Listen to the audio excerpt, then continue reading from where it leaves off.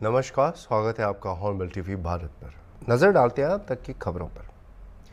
Samajwadi party के सांसद राजीव राय ने समाजवादी पार्टी कार्यालय में एक प्रेस कॉन्फ्रेंस के दौरान अपनी जान को खतरा बताया है। उन्होंने कहा कि उन्हें जान से मारने की धमकियां मिल रही हैं और चुनाव से पहले भी उन्हें कई बार धमकियां दी गई थी, यहाँ तक कि उनका पीछा भी किया गया था, लेकिन पुलिस ने इस पर कार्रवाई नहीं की। राजीव राय ने बताया कि उन्हें पाकिस्तान के नंबर से फ़ोन आया। हालांकि धमकी देने वाला शख्स भारतीय लग रहा था और उसने अपना नाम विजय बताया। एक सेवानिवृत्त डीजीपी ने उन्हें सुझाव दिया कि पुलिस को सूचित करना चाहिए था, जिस पर राजीव ने कहा कि उन्होंने कई बार शिकायत की लेकिन कोई कार्रवाई नहीं हुई। उन्होंने यह भी कहा कि 20 तारीख को दी गई शिकायत पर 23 तारीख को ही मामला दर्ज किया गया और सरकार की सुरक्षा के दावों पर सवाल उठाया। राय ने चिंता जताई कि वह सांसद होने के बावजूद उनकी शिकायतें सिर्फ एक रिटायर्ड अधिकारी की मदद से ही दर्ज हो पाई है। भैया अनादि दिखनी चाहिए। जैसे बार बार कह चुका हूँ, नंबर पाकिस्तान का था। मेरा शक है कि बोलने वाला हमारे आसपास का ही कहीं का है, यूपी का ही है। नाम भी वो अपना विजय बताया और ये बात पुलिस को बता चुका हूँ, कई बार भी बता चुका हूँ। मेरे पीछे कभी हथियार लेकर पीछा भी करते हुए वो भी पुलिस को मैंने बताया था। पुलिस ने पकड़ा और छोड़ दिया। और इस बार किसी उच्च अधिकारी के, रिटायर्ड ही सही, उच्च अधिकारी के हस्तक्षेप से ये केस दर्ज हुआ है, तो उम्मीद करता हूँ कि कम से कम चूंकि ऑन रिकॉर्ड आ गया है शिकायत, तो पुलिस कोई न कोई जांच जरूर करेगी। ये कहकर कि पाकिस्तान का हम कुछ नहीं कर सकते, ट्रेस नहीं कर सकते, मैं इसीलिए किया हूँ कि पहला एक अधिकारी ने हमसे कहा यार ये तो नंबर भैया पाकिस्तान का है, वहां तो हम नहीं कह रहे। नंबर पाकिस्तान का है कहो तो मैं अमेरिका के नंबर से बात करूं, इंग्लैंड के नंबर से बात करूं, वो तो नंबर कोई मायने नहीं रहता है। टेक्नोलॉजी इतनी आगे हो गई है। अगर आप ये सोच कर आंख बंद कर लेंगे या अपनी कार्रवाई की तो पाकिस्तान का नंबर है, तो आप कुछ नहीं करेंगे। कहाँ कंप्लेन की अभी तक आपने? मैंने जिले में किया है, अपने मऊ जिले में। तो इससे पहले भी कोई कॉल आई 10 तरीके की आपके पास कभी? कई बार, 2-3 बार आ चुकी है। केंद्र में कहाँ पर शिकायत किया आपने? केंद्र में गृह मंत्री को पत्र लिखा है और सही है कि अभी तक उनको मिला नहीं होगा। इसलिए मैं कभी ना बयास होकर कोई पॉलिटिकल स्टेटमेंट में आज तक आप लोगों ने सुना नहीं होगा। ना स्तरहीन बात करता हूँ, न बयास होकर कोई पॉलिटिकल काम करता हूँ। लेकिन ये पीड़ादायक है कि आज तो मैं सांसद हो गया हूँ और संजोग से कुछ अधिकारी ने हस्तक्षेप किया तो मेरा केस दर्ज हो गया। इससे पहले मैं ये इस तरह की शिकायतें जाने कितनी बार कर चुका हूँ सबूतों के साथ, लेकिन नहीं हो पाया। क्या लगता है कोई राजनीतिक विद्वेष है क्या? वह तो किसी से रखता नहीं, मैं तो सबसे मुस्कुरा के मिलता हूँ, सबका इज्जत करता हूँ। अब किसी को सुरक्षा हो जाए राजनीति में तो बहुत स्वाभाविक बात है। और उस असुरक्षा की भावना में कोई कहाँ तक जाएगा, इसको मेरे लिए कहना मुश्किल है, क्योंकि सिवाय अपराधियों से लड़ने का मैंने कभी राजनीतिक दुश्मनी को व्यक्तिगत दुश्मनी नहीं माना। आपने जैसे पहले भी आपके ऊपर एक मुकदमा दर्ज हुआ था टीवी चैनल पर इंटरव्यू के दौरान, क्या कुछ था उस मामले में? अभी क्या स्टेटस है? यार आप तो ऐसे बोले, इसके पहले भी हुआ था जैसे अभी भी मेरे ऊपर मुकदमा दर्ज है।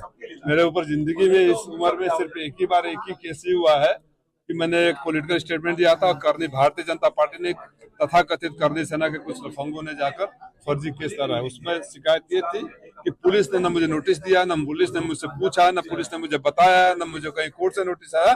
चार्जशीट भी करके कोर्ट में जमा कर चुके थे कि नाम लेवल वारंट इशू करा देंगे जब ये चुनाव लड़ेंगे। तो समझ रहे हैं उनकी सोच। उसके अलावा न तो मेरा उत्तर प्रदेश में कोई रोजगार है, न कभी मैं किसी तरह के गतिविधियों में लिप्त रहा हूँ, न कोई मेरा आपराधिक इतिहास है, न कभी आप मेरे को किसी अपराधी के साथ देखे होंगे। और मैं पूरी जिंदगी ऐसी स्वच्छता वाली राजनीति करूंगा, चाहे जीतूं चाहे हारूं, उसका भी परवाह नहीं किया। राजीव जी, अभी क्या उम्मीद लग रही है? जो आपने शिकायत की है, क्या उम्मीद लग रही है? मैं शिकायत करने के बाद उम्मीद तो यही रहेगी कि जांच हो। अब उन उम्मीदों पर कितना खरा उतरता है शासन प्रशासन, वो बताएंगे।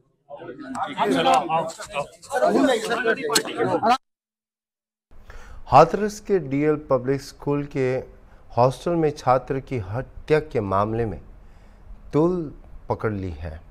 हॉर्नबिल टीवी द्वारा इस मुद्दे को प्रमुखता से उठाए जाने के बाद बीएसए स्वाति भारती ने स्कूल प्रबंधक के खिलाफ दूसरा मामला दर्ज करवाया है। मृतक छात्र के पिता की तहरीर पर भी एक और मुकदमा दर्ज हुआ है। आरोप है कि स्कूल की प्रगति के लिए तंत्र मंत्र करके छात्र की हत्या की गई। इस मामले में यह भी सामने आया है कि विद्यालय को केवल 5वीं तक की मान्यता दी गई थी, लेकिन अवैध रूप से 8वीं तक कक्षाएं चलाई जा रही थी। खबर प्रसारित होने के बाद शासन ने भी इस पर एक बड़ी संज्ञान ली है।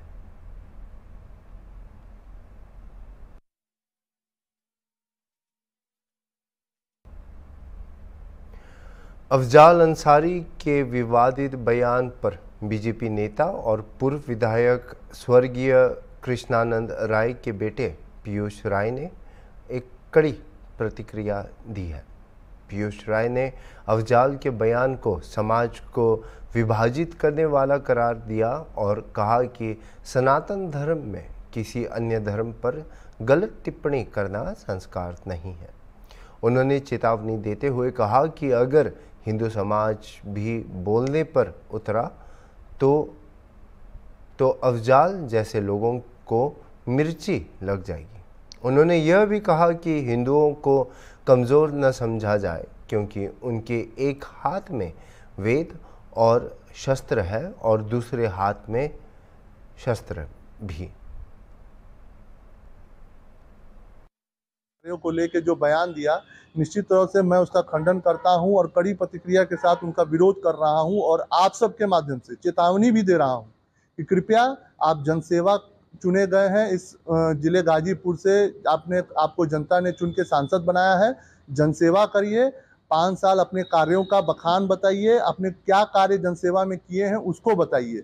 कृपया हिंदू धर्म को टारगेट करके अपने कुछ मौलवियों को और अपने पार्टी के आका को खुश करने के लिए हिंदू धर्म पर टिप्पणी करने से आप कृपया बचें, क्योंकि मैं बार बार कहता हूं कि हमारे माथे के तिलक को और हमारे शरीर पे रखे जनेऊ को और हमारे गले में पहने हुए रुद्राक्ष और हाथ में हमारे संस्कारों के वेदों को कृपया आप भ्रम में न फैलिए, क्योंकि अगर दाहिने हाथ में अगर हमारे वेदों के संस्कार हैं तो बाएं हाथ में हमारे पूर्वजों ने शस्त्र रख के भी गए हैं और कहा है कि जब शास्त्र से काम ना आए तो शस्त्र का उपयोग करना हमें आता है।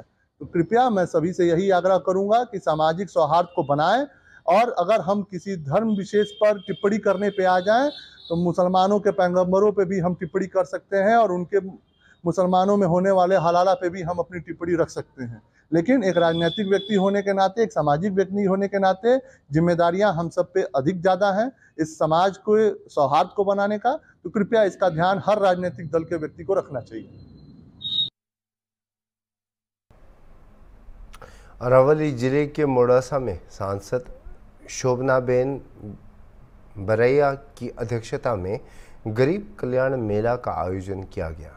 इस मेले में 14,000 से अधिक लाभार्थियों को विभिन्न सरकारी योजनाओं के तहत 44 करोड़ रुपए की वित्तीय और सामग्री सहायता वितरित की गई। प्रधानमंत्री नरेंद्र मोदी की प्रेरणा से आयोजित इस मेले में राज्य सरकार की कल्याणकारी योजनाओं जैसे विदेश अध्ययन सहायता, मानव गरिमा योजना, प्रधानमंत्री जन आयुष्मान कार्ड और समाज सुरक्षा योजना के तहत चेक और उपकरण वितरित किए गए। इस अवसर पर कई गणमान्य व्यक्ति जैसे जिला पंचायत अध्यक्ष प्रियंकाबेन डामोर और विधायक पीसी बरंडा भी उपस्थित रहे। આપણા યશસ્વી વડાપ્રધાન શ્રી નરેન્દ્રભાઈ મોદી જ્યારે રાજ્યના મુખ્યમંત્રી હતા ત્યારથી 2009થી આ ગરીબ કલ્યાણ મેળાનું આયોજન થયું છે અને આજે રાજ્ય સરકાર દ્વારા મેળાનું આયોજન કર્યું છે તેના ભાગરૂપે આજે અરવલ્લી जिल्लाમાં ગરીબ કલ્યાણ મેળો યોજાઈ રહ્યો છે। સૌ ખૂણે ખૂણેથી લાભાર્થીઓ આવીને સરકારશ્રીની તમામ યોજનાઓના લાભ જેમને મળ્યા છે એ લાભાર્થીઓ પણ અહીંયા ખૂબ મોટી સંખ્યામાં ઉપસ્થિત છે। આજે 2100 લાભાર્થીઓને લાભ મળવા જઈ રહ્યો છે। તમામ લાભાર્થીઓને ખૂબ અભિનંદન આપું છું। જિલ્લા વહીવટી તંત્રએ આ ગરીબ કલ્યાણ મેળાની ખૂબ સફળ રીતે આયોજન કરીને ખૂબ મહેનત કરી છે તે બદલ જિલ્લા વહીવટી તંત્રનો मेघराज के बुंजरी गांव में एक महिला की हत्या के मामले में नया एक मोड़ आया है। मृत महिला के पिता ने उसके पति सहित 6 लोगों के खिलाफ हत्या का मामला दर्ज कराया है।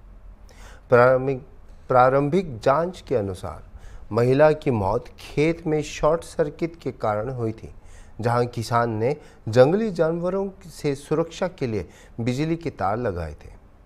पुलिस ने खेत के मालिक मधु भागा डामोर को हिरासत में लेकर उसके खिलाफ मामला दर्ज कर लिया था। पुलिस मामले की अभी गहनता से जांच कर रही है। गत 22 સપ્ટેમ્બર 2024ના રોજ ભુંજરી ગામ જે મેઘરજ પોલીસ સ્ટેશન વિસ્તારમાં આવેલું છે ત્યાં એક 21 વર્ષની યુવતી સજનબેન છે એમનો મૃતદેહ મળેલો। તાત્કાલિક પોલીસે પહોંચી ત્યાં પંચનામું અને એ જે આગળની પ્રોસેસ છે એ કરી એમનું જે પોસ્ટમોર્ટમ છે એ પણ એમના પરિવારના સભ્યોને સાથે રાખી અને અમદાવાદ કરવામાં આવેલું છે, જેમાં પ્રાથમિક દ્રષ્ટિએ જે રિપોર્ટ છે એ વીજળી કરંટ लागवाथी इलेक्ट्रिक शॉक लागवाथी एનું मृत्यु થયેલા હોવાનું ડૉક્ટર સાહેબનું પીએમ રિપોર્ટમાં જણાવવામાં આવેલ છે। સર, પરિવારજનોની માંગ છે કે જે જગ્યાએથી ડેડ બોડી મળી એ જગ્યાએ કોઈ કરંટ લાગી કોઈ વસ્તુ હતી નહીં અને લાશ સ્વીકારતા નથી, સીબીઆઈ તપાસની માંગ કરી, શું કરશો?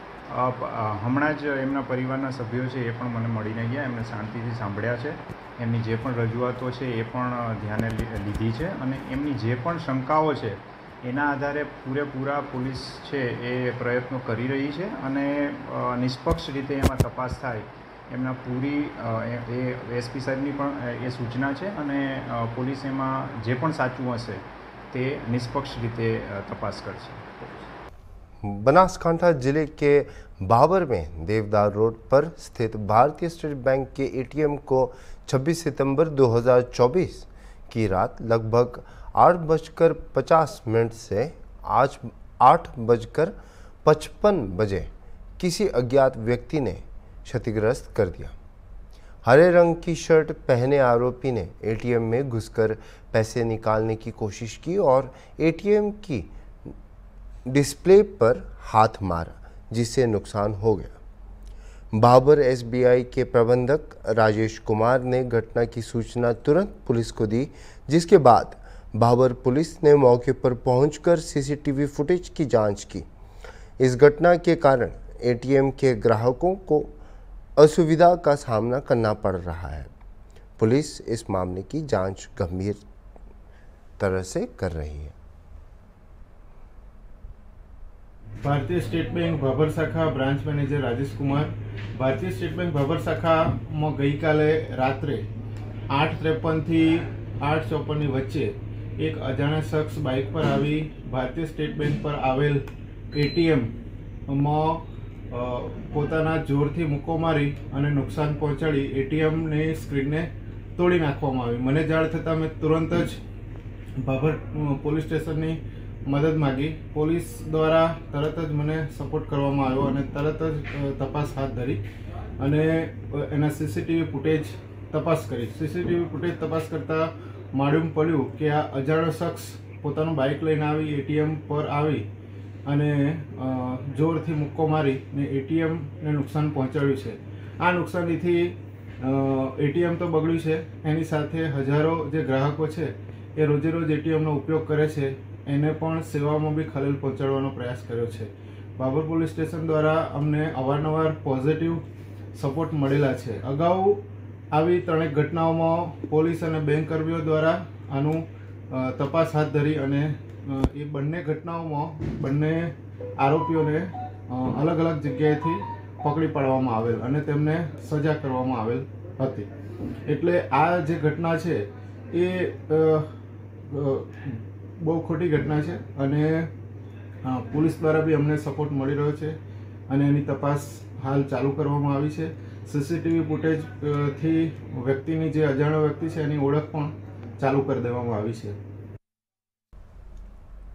झारखंड के मुख्यमंत्री हेमंत सोरेन ने आज all India Muslim personal law board Jharkhand के एक प्रतिनिधि मंडल से मुलाकात की।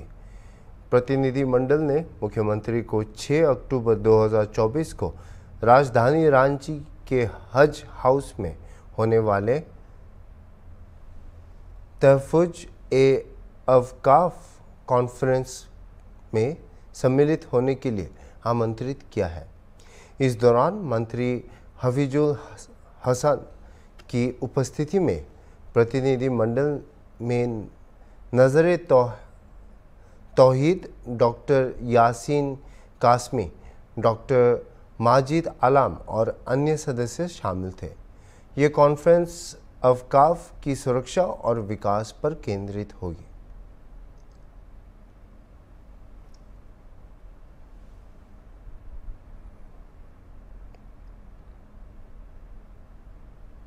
उत्तर प्रदेश में राष्ट्रीय लोक दल में बड़े पैमाने पर ज्वाइनिंग हो रही है। विभिन्न राजनीतिक पार्टियों से आए नेताओं और व्यापारी समाज के सदस्यों ने आरएलडी की सदस्यता ली है, जिसमें बड़ी संख्या में महिलाएं भी शामिल हैं। आरएलडी के राष्ट्रीय महासचिव त्रिलोकी त्यागी ने नए सदस्यों को सदस्यता दिलाई और कहा, आप सबका आरएलडी में स्वागत है, आपका सम्मान हमारा संकल्प है। उन्होंने उम्मीद जताई कि और लोग पार्टी में जुड़ेंगे और यह भी बताया कि आरएलडी किसानों और बेरोजगारी के मुद्दों पर काम कर रही है। त्यागी ने कहा कि पार्टी अब सड़क पर आंदोलन करने के बजाय सरकार के साथ मिलकर काम कर रही है और वे विभिन्न राज्यों में चुनाव लड़ने की योजना बना रहे हैं।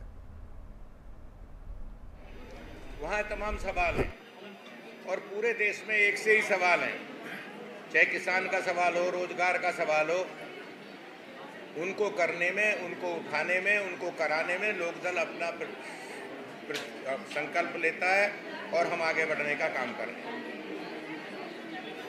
आपने एक सवाल किया कि जयंत चौधरी ने लेटर लिखा। मैंने, आपको याद होगा कि जब हम एनडीए में शरीक हुए थे तो पहली प्रेस कॉन्फ्रेंस में मैंने कहा था कि हमारे मुद्दे वही रहेंगे, किसान का मुद्दा, नौजवान का मुद्दा, अल्पसंख्यक का मुद्दा, महिलाओं के मुद्दे, हम अब छोटे व्यापारियों के मुद्दे, हम इससे भटकने वाले नहीं हैं। जयंत चौधरी जी ने लिखा है कि ब्रज प्रदेश में ओलावृष्टि हुई है, किसानों का नुकसान हुआ। उन्होंने लेटर लिखा, मैं आपके द्वारा मांग करता हूं मुख्यमंत्री जी से कि किसानों को उनका उचित मुआवजा, जो किसानों का नुकसान हुआ, वो मिलना चाहिए, ये सरकार से मांग करते हैं। और ये बात ऐसी नहीं है, पहले हम लोग सड़क पर आंदोलन करते थे, अपनी हम एनडीए में हैं। अभी बाई इलेक्शन होने जा रहा 10 सीटों पर। हमारे प्रदेश अध्यक्ष रामाशीष राय 10 की 10 विधानसभाओं में तैयारी करवा चुके हैं। उनके 10 विधानसभाओं में सम्मेलन हो चुके हैं। जिस तरह योगी आदित्यनाथ जी 10 की 10 विधानसभाओं में जा रहे हैं, उसी तरह हमारे प्रदेश अध्यक्ष रामाशीष राय 10 की 10 विधानसभाओं में गए और हम तैयारी कर रहे हैं। कई सवाल आप लोग करते हैं कि भाई कितनी लड़ोगे, क्या लड़ोगे, ये तो जब चुनाव डिक्लेयर हो जाएगा तब आपको बताऊंगा। हम 10 पर तैयारी कर रहे हैं। हमारा संगठन पूरे प्रदेश में है, चौधरी चरण सिंह के अनुयायी हर गांव में हैं। हम उनको जागृत कर रहे हैं, उनको सचेत कर रहे हैं, उनको आगे बढ़ा रहे हैं और वो लोग खड़े होंगे और एनडीए को जिताने का काम करेंगे।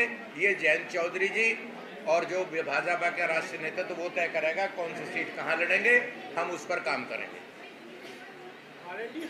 आपसे जी ये जाने जाते थे, गांव की लड़ाई, किसान की लड़ाई, गरीब की लड़ाई, जिनकी कोई लड़ाई नहीं लड़ता था उनकी गांधी जी और चौधरी चरण सिंह लड़ते थे। इसलिए चौधरी चरण सिंह का देश के हर गांव में, हर कोने में नाम है और राष्ट्रीय लोकदल उन्हीं की विचारों पर राजनीति करता है। हम उन्हीं के सिद्धांतों पर चलते हैं। इसलिए पार्टी को बढ़ाने में, पार्टी को मजबूत करने में हमें कोई दिक्कत नहीं है। बस हमें 2 कदम चलना होगा। ये 2 कदम हमारे जो मित्र लोग यहाँ बैठे हैं और जो दूसरे इस आज हॉल में नहीं भी हैं, अगर ये 2 कदम चलेंगे तो मैं आगे का भविष्य लोकदल का होगा, जयंत चौधरी का होगा, ये मैं आपसे कह रहा हूँ। भिलोड़ा के भवनाथ मंदिर के पास हाथमरी बांध में मऊ टाड़ा गांव के युवक दीपक वंजारा के डूबने की सूचना मिली है। दीपक, जो 12वीं कक्षा का विज्ञान छात्र है, कल से लापता था। मंदिर के पास से उसकी एक्टिवा और स्कूल बैग बरामद किए गए हैं, जिससे परिवार और स्थानीय लोग चिंतित हैं। मोडासा फायर टीम ने युवक की खोज के लिए नाव की मदद से ऑपरेशन शुरू कर दिया है, जो पिछले 17 घंटे से जारी है। इस मामले में भिलोड़ा पुलिस, मामलतदार और टीडीओ भी मौके पर मौजूद है और जांच अभी जारी है। અમૃતભાઈ રમણભાઈ બારોટ, મઉ ગ્રામ પંચાયત ડેપ્યુટી સરપંચ શ્રી।